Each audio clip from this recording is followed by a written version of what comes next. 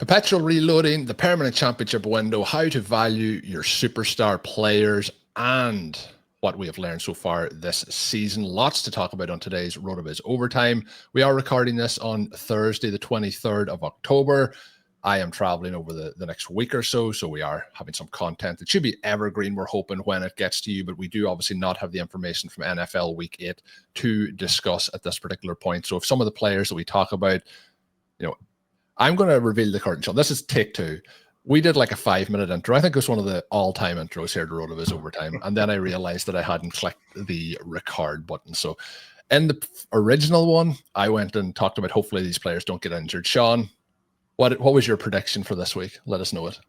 Well, you were just saying, again, we may not have all the information. I was hoping that information included 45-point weeks from Treveyon, Henderson, and RJ Harvey in week 8. Colm, I mean, as we record, that doesn't seem super likely, but we can dream.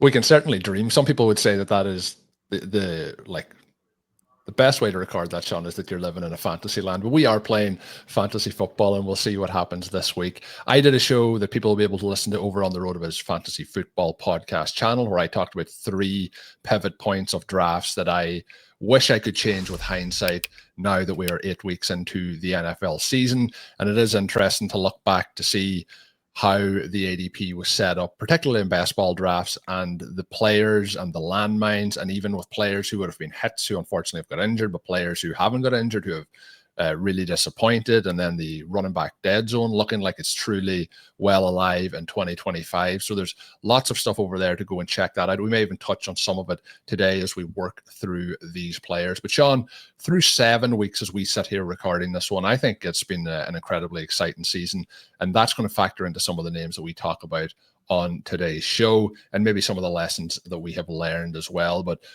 kind of grand overview on where you're sitting at this moment in time with, the dynasty landscape, the fantasy landscape.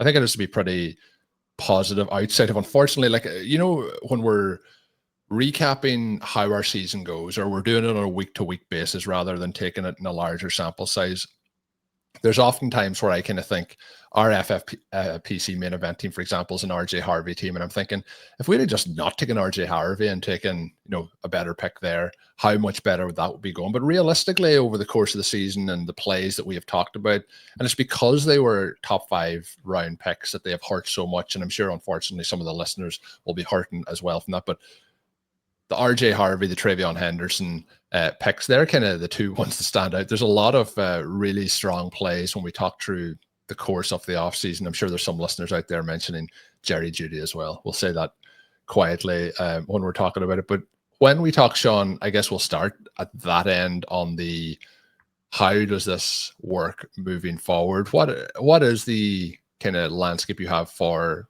Henderson and Harvey as we look ahead here? Because in Dynasty in particular, we're looking for multiple year windows rather than just essentially the first 8 weeks of a rookie campaign. One of the things that always jumps out to me when we're working through some of these plays is that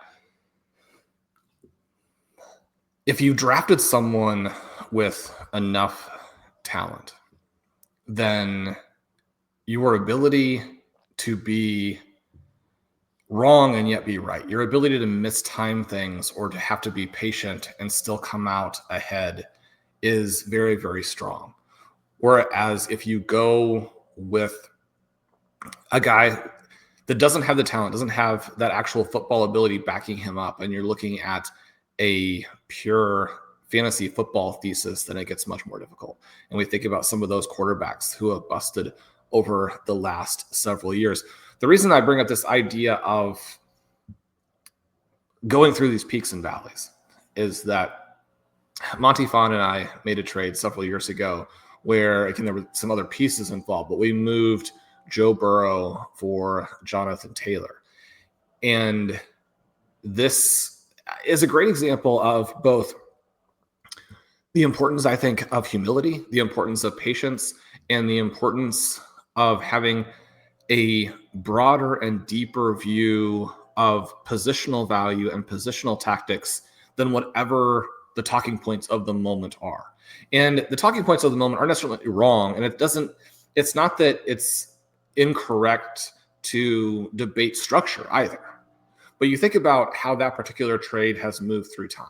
And Jonathan Taylor has this incredible 2021 season coming off of the second half of his 2020 rookie campaign, where he looks like he's essentially going to be last year's Saquon Barkley for much, if not all of his career, obviously with that specter of running back injury and the short careers that we got from the group that included names like Todd Gurley and David Johnson, Melvin Gordon, Ezekiel Elliott. You contrast that a bit with some of the guys more recently who have held on. I mean, this is the collapse season for Alvin Kamara, but Kamara was able to hold and score through multiple seasons where his peripherals had declined, where he was clearly not the same guy. We've got some other examples of running backs who have held on as well. You move through that trade, and part of it is this idea of quarterbacks versus other positions. And that's something that we address a little bit differently at RotoViz than most places. And I think it's a big part of why our Dynasty portfolio was so successful last year. The sort of floor that it gives you, the diversity that it gives you, the ability to have star players at all positions, which is really important in Dynasty, especially, right? Where you have to build these teams that are better than the best possible redraft team. The thing about valuing elite QBs the way that we do it versus the market is that it bakes in this humility perspective that allows for us to benefit at times when targets that we have, like a Jayden Daniels, like a Bo Nix. I mean, it's absolutely crazy to think of how just one quarter of a game can so dramatically change things, much less, a 4 or 5 game stretch or a full season or what have you. And Colm, this is a bit of a digression at this point, but when you think about how Bo Nix's scoring in 2025 is actually elite now, despite the fact that going into the fourth quarter of week 7, he looked like he might be one of the most discouraging plays in all of fantasy football. Well, he's in that main event team too, and we have Aaron Rodgers, as a backup option now, and leaving that third quarter, you're like, next week, like Bo's out, and then like one quarter later, you're like, whoa, let's go. The other part that I want to mention there when I have interrupted you is Jayden Daniels, for example. You mentioned his scoring profile as well, and in this article, you talk about his points, when he plays. Now, this past week, like he missed a massive chunk of that game, and I'm talking now about NFL Week 7. He's going to miss a couple of weeks, unfortunately. He had 21.3 points, and he had no receivers playing. Like, the upside that sort of player offers is obviously massive. But again, when we're talking about that, and you're talking about how we have set up the portfolio, I guess we're looking there at getting him at a much greater discount last year than what he's valued at now. Exactly. You're looking for these windows where the combination of talent that is manifested but also evaluated in a variety of different ways, right? It's this idea of, how do we know a player is good? And I always go back to this baseline idea of extraordinary production is an excellent indicator. And you think about guys like Malik Neighbors, like Jayden Daniels, like Brock Bowers, the people we were really pushing a season ago. It doesn't mean that they were going to also come out as rookies and hit toward the top end of their range of outcomes. Now, for Malik Neighbors, it was mostly from a volume perspective because he got such poor quarterback play. But very quickly, you're able to see that probably those evaluations are correct. And you're stacking multiple seasons with guys where their production is extraordinary, but also the tested athleticism is backing that up. The peripherals are backing that up. You think about the just almost eerie accuracy of Jayden Daniels, to Colm, where he missed a couple of open guys last week. And I'm sure it has been it was like, I've never seen this before. Like, no one like triggers. you're playing a computer game at that point, and like there's a glitch. It's like that wasn't right. What happened there? No one triggers the ball as fast as Jayden Daniels, and no one has the pinpoint accuracy that he has. And then on top of it, you have all of that rushing value. So you start to look at the peripherals, you look at the sort of prior evaluations of these players, even before you get to the juncture where they're putting up extraordinary production. You look at the athletic component. Now, we know that for some positions and some profiles, the athletic component can be a bit overstated in terms of its predictiveness, in terms of its relevance to what the player is going to be asked to do on an NFL field. And yet, when you have that for players on top of it, when you have a Jackson Smith and Jigba who puts up an agility time at the combine that is with Christian McCaffrey, when you have Jonathan Taylor who comes out and after destroying the world in college with all of these long runs, also tests as a 4.3 speed back on top of all of that size and production, when you have Jayden Daniels and the ability to scramble and run almost to a Lamar Jackson level on top of perhaps being the NFL's best passer, we're not pulling these things out of thin air and saying I am trusting the eye test necessarily, although it is one of the joys of watching so much football, is that you get taken by surprise a little bit less often when you're watching these breakouts, when you're watching the extraordinary performances, because you have familiarity with what that player is doing, play in, play out, game in, game out over a number of seasons. And I do think that the eye test, if it backs up everything else, that's just one more arrow in the quiver in terms of saying, yes, we can feel confident that this player is, again, extraordinary. And we can put them in a range where we feel like the top end production when things are hitting is going to be very high, but also one of the things that we're looking at this year with Daniels, and it was an interesting question, I think, to look at where he is and then to think about some of the other names. Colm, one of the biggest hits that we've had this season in terms of the redraft portfolio is to take a lot of Drake Maye to kind of gamble on that upside. I talked a lot about quarterback strategy in the offseason and how 2025 was so much fun, in part because there did appear to be viable quarterback pieces at all price levels. And that meant that there were ways to structure your team selecting from any of those groups that wouldn't be guaranteed to work, but that there was a strong likelihood of that type of build giving you access to the type of upside that would be differentiated, that would be potentially league winning. And looking at guys like Caleb Williams and Drake Maye, where you have the prospect profiles that were exciting. Both of those guys featured in the 6-player series a year ago, where I made the case for them as the 101.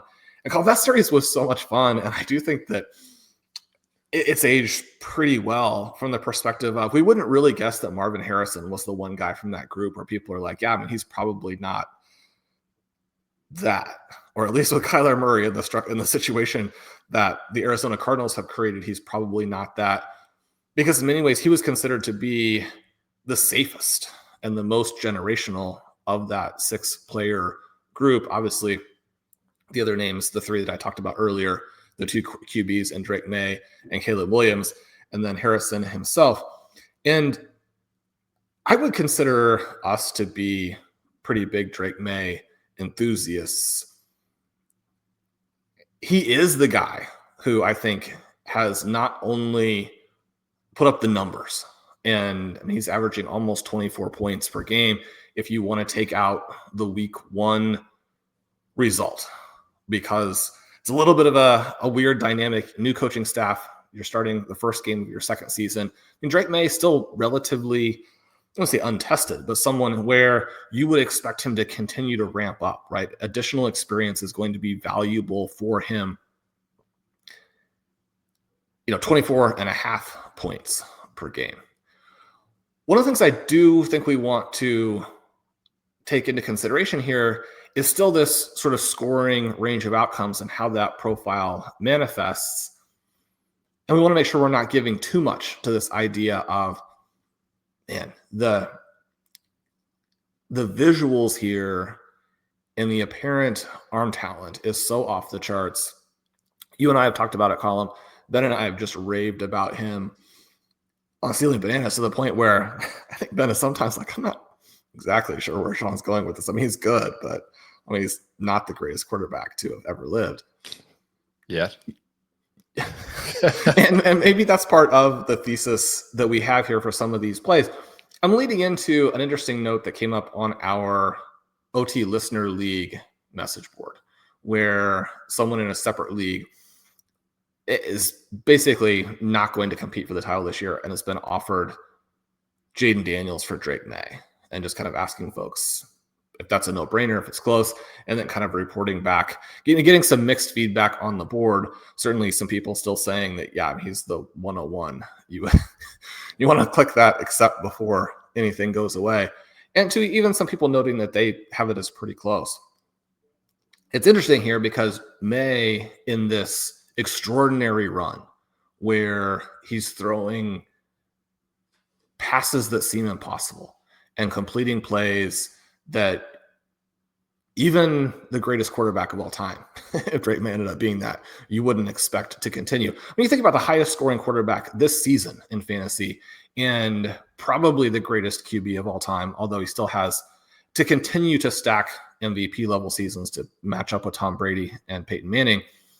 When we watched Patrick Mahomes miss a variety of passes a season ago and still lead the Chiefs to their third straight Super Bowl appearance. You're not going to be as magical as perfect as Maye has been the last 6 weeks over every 6-week stretch of your career.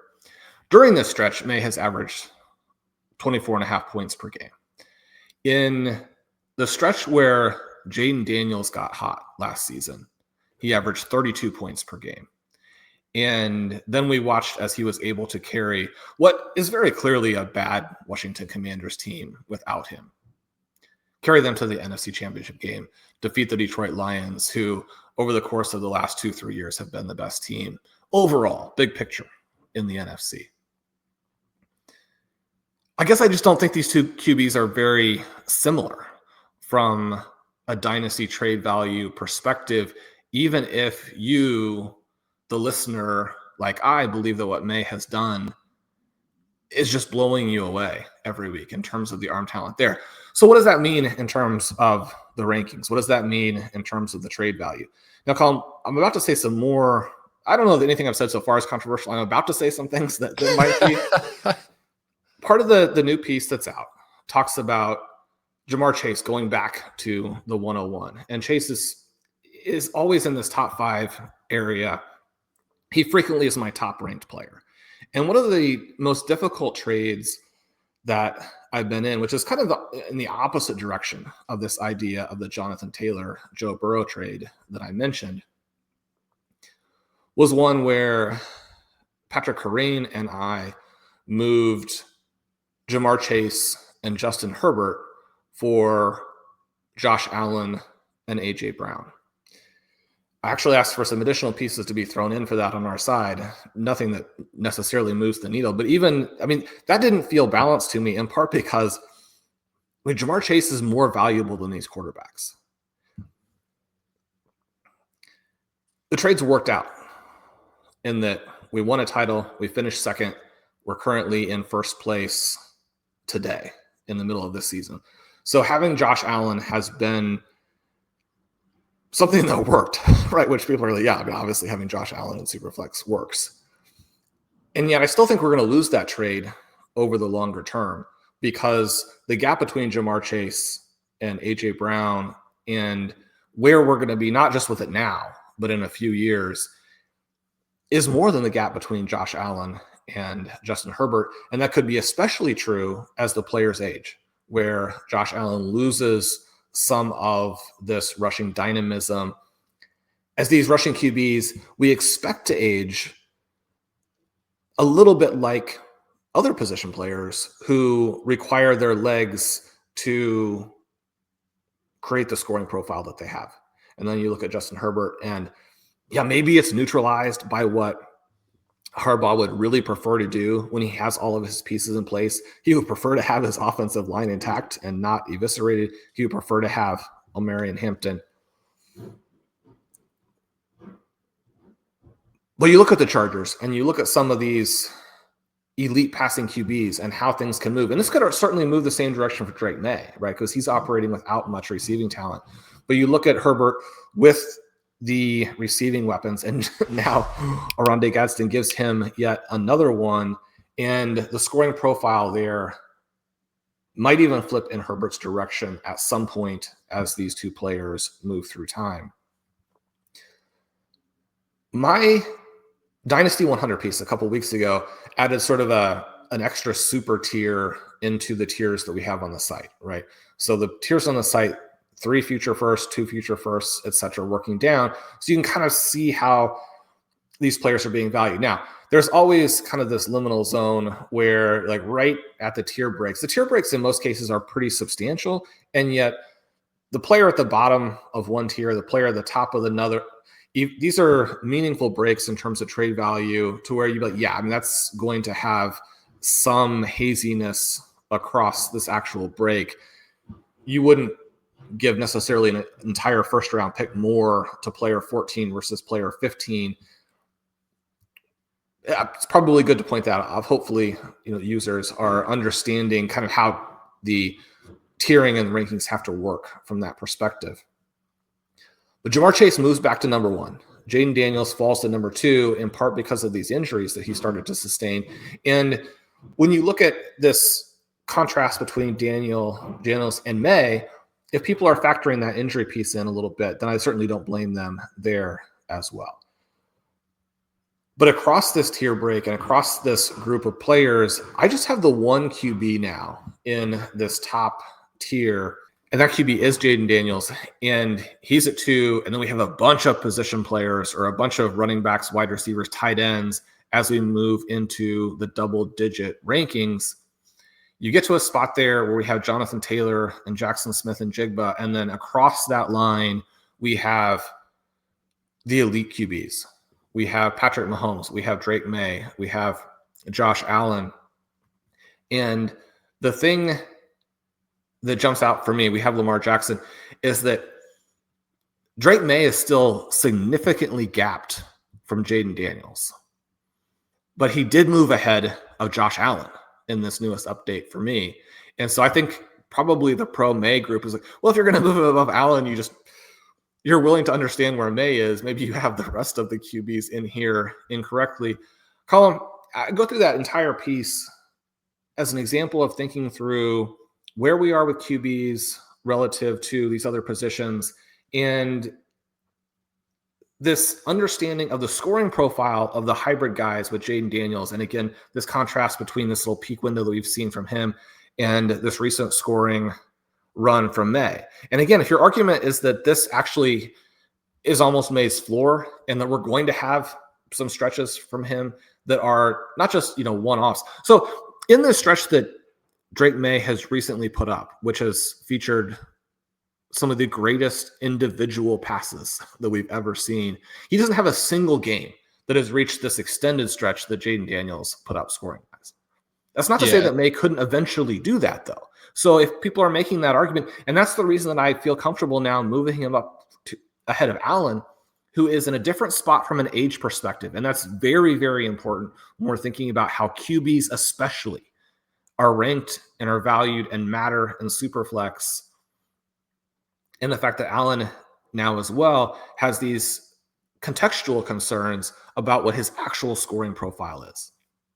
So there's part of this is going to be, the surrounding cast. We've talked about Daniels not having a huge amount of surrounding pieces and the team not he's raising all of the pieces to a higher level. And we're kind of seeing that with Drake Maye. But I think when we compare the two of them, it's like Drake Maye as a Superflex QB or as a QB in fantasy is going to be very valuable.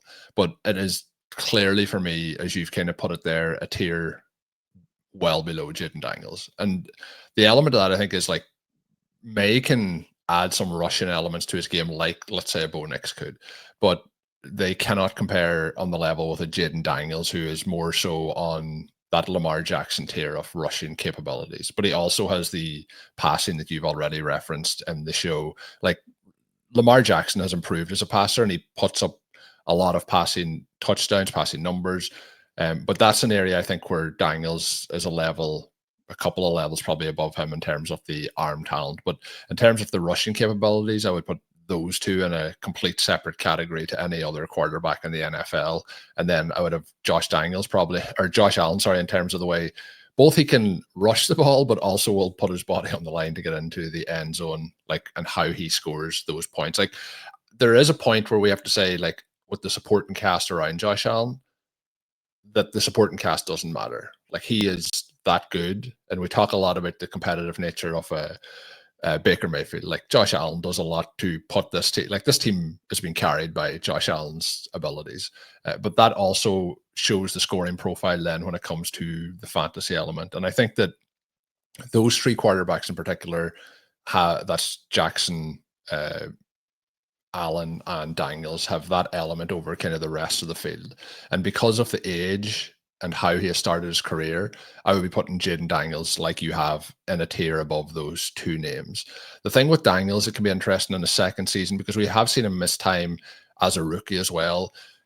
Slighter frame. If he's out there, if he gets hits, there's more of a chance that he ends up getting injured. I'm sure not just because of playing for the same team, but people probably think of like how RG3's career started, how it ended, what the injuries and so on, never the same again.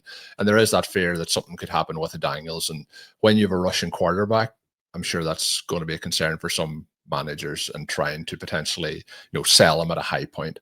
But like when we look at Jamar Chase going and kind of leaping over Daniels, like 3 weeks ago when we're playing here with Jake Browning, we're like, oh, rest of season, can we have to start Jamar Chase, but can we trust him? And then it's like after the races, like Joe Flacco comes in, we're like, oh, there's no stopping this guy. Like imagine having Joe Flacco as your quarterback. You're like, you're set. So the mindset can change very quickly. Like Joe Flacco could really start to regress, like he has done at certain points in his career. He's an older gentleman, let's say, Shawn, more in our age bracket than some of the younger names that we're talking about here when we're talking about dynasty and long time spending in the NFL. But we can be very recent as well in how people evaluate these players. And this injury and having missed week 3 and 4, people could get spooked on the Jayden Daniels thing as well. So while I don't think there will be a window, I do think that people may have an opportunity to, like, I'm not using May as the Drake May terminology, but if that's where people are thinking that these trades could happen, where you could swap it, you could potentially get a Jayden Daniels if you have a Drake May, I would certainly be wanting to be on the Daniels side of that quite considerably. So the ability that he has shown is just like, we talk about generational, but the Russian profile is exceptional.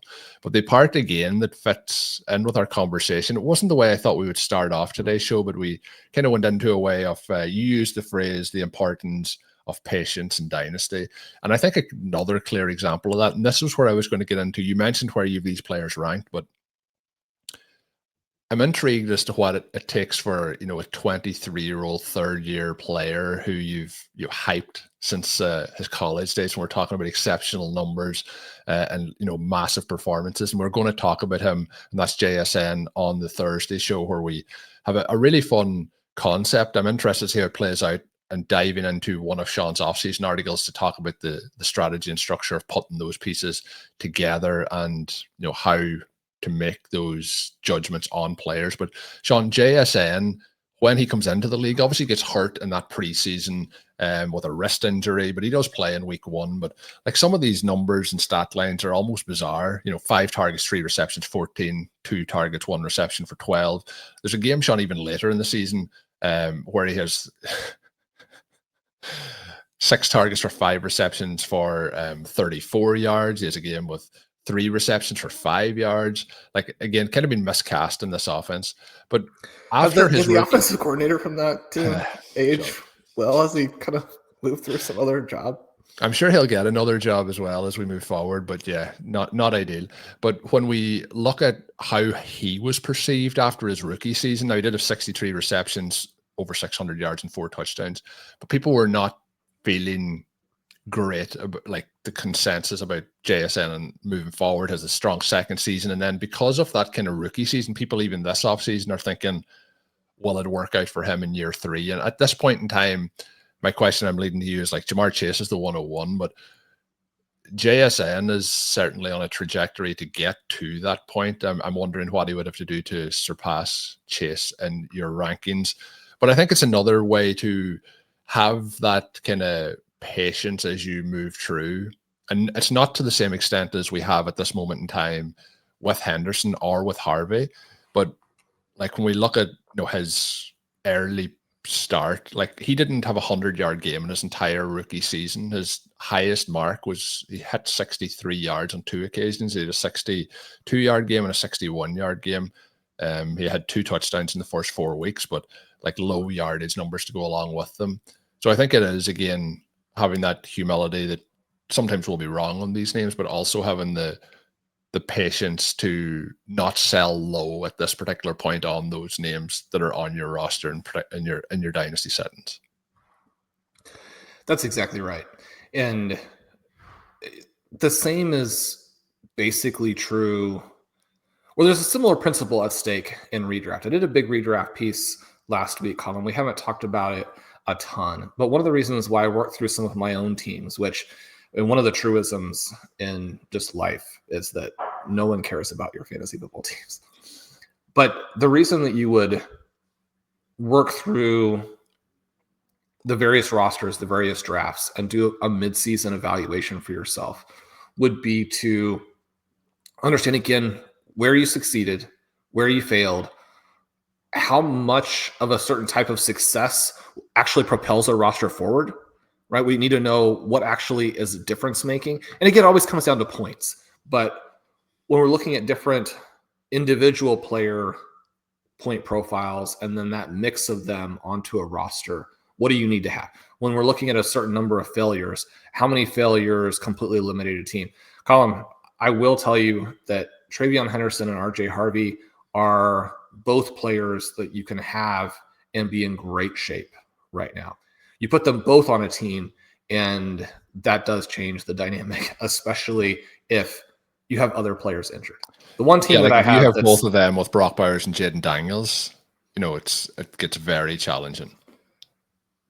I have one team column that is clearly out and that is also tremendously embarrassing, and it's certainly the team with Brock Bowers, Bucky Irving, and then stacking those 2 rookies.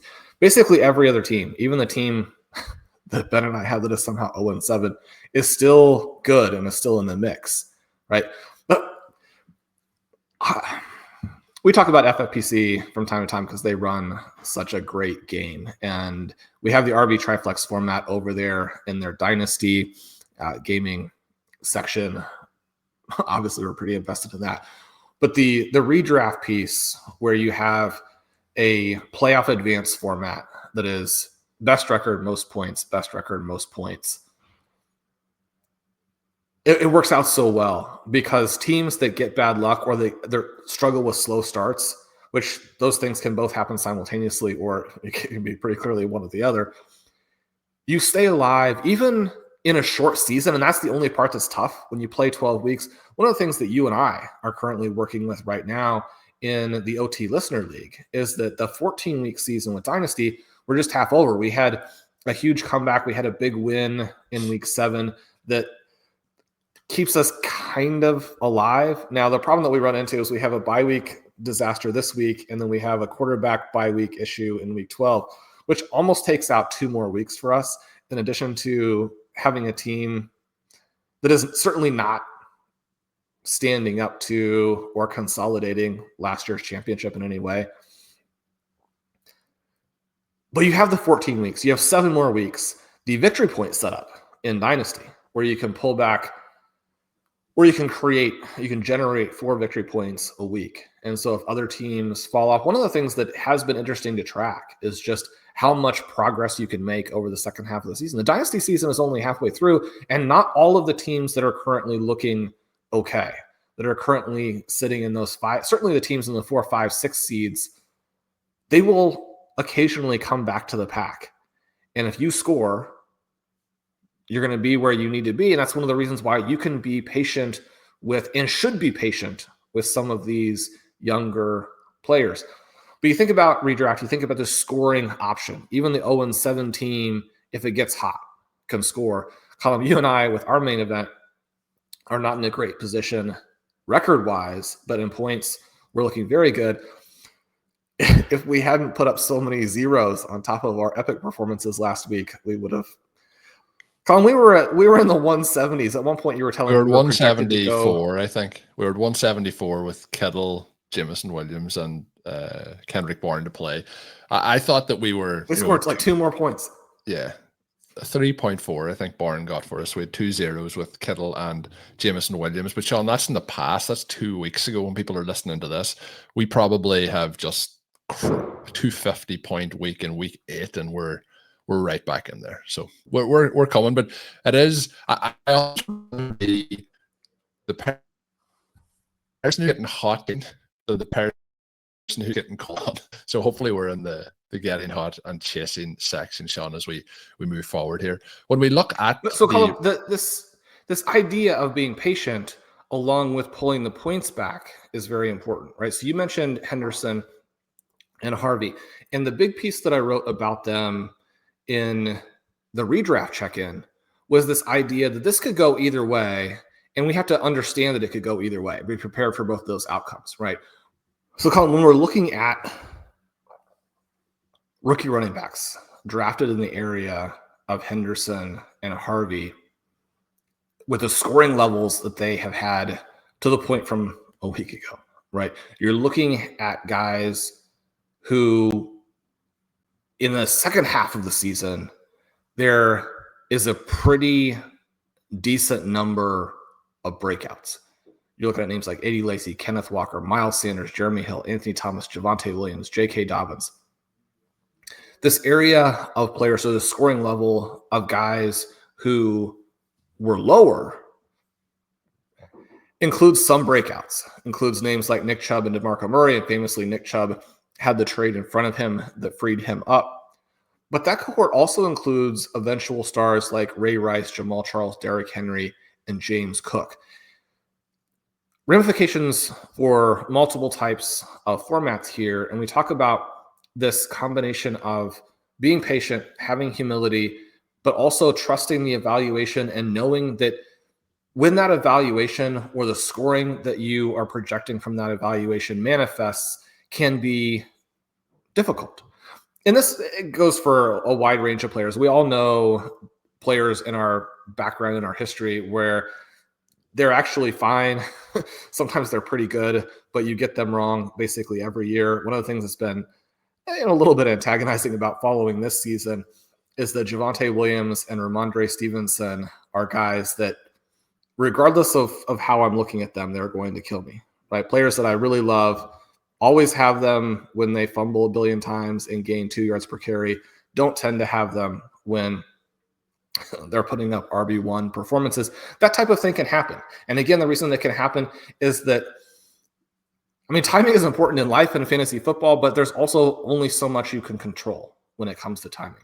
When we're thinking of names like Treveyon Henderson and RJ Harvey, we've got to be patient. We've got to go back to the evaluation, because part of the element of them being put on the playing field are things that we can't control as fantasy managers. Now, they could potentially control them by being a little better, but you go back to this idea of, well, if Ray Rice and Jamal Charles and Derrick Henry are players who fit this same trajectory, I don't want to dramatically change how I look at fantasy football. I don't want to sell low on players that I really liked. And I don't want to assume that I'm either going to get production in the second half of the season, which isn't guaranteed, or assume that I'm completely wrong and I need to try and figure out how to go on an apology tour. Because, you could still potentially are looking at Ray Rice, who again is someone that at his peak was outscoring Adrian Peterson when they overlapped. Obviously, Jamal Charles probably didn't have the length of career, but probably the single best running back in NFL history. And then, look at what Derrick Henry has done. We were talking about guys who have extended and been able to put this out of running back peak age time period, this age 26 to into the 30s, where you have the biggest force of nature at the entire position, these are not people that we would want to capitulate on early if we believed in them as young players.